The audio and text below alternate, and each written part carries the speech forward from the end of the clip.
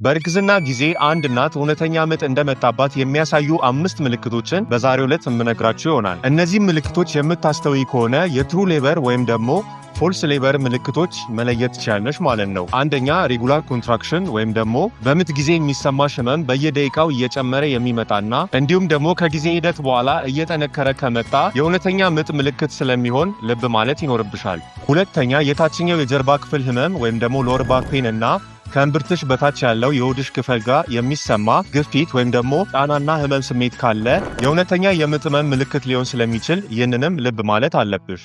ሶስተኛ ሳታስዩ በድንገት የሚከሰት የሽንቷ መፍሰስ ወይም ደግሞ ገሾ ፍሉድ ካለሽ ይህም ደግሞ የእውነተኛ ምጥ ምልክት ሊሆን ስለሚችል ይህንንም መርሳት አይኖርብሽም። አራተኛ ብለድ ሾው ወይም ደግሞ ከማህፀንሽ ክፍል ውስጥ የሚወጣ ደም የቀላቀለ ፈሳሽ ልትመለከቺ ትችላለሽ። ይህም ደግሞ መውለጃ ጊዜ ሰዓታትና ወይም ደግሞ ቀናት ብቻ ሊቀረው እንደሚችል የሚያመላክት ነው። የማህፀን በር አካባቢ የሚገኙ ለውጦችና የመስፋት ሁኔታም ሲኖር እነዚህ ምልክቶች የእውነተኛ ምጥ ምልክቶች ሊሆኑ ስለሚችሉ በአፋጣኝ ወደ ጤና ተቋማት መሄድ ይኖርብሻል። ሌሎች ጠቃሚ ለሆኑ ቪዲዮዎች ላይክ እና ሼር ማድረግ እንዳይረሳ።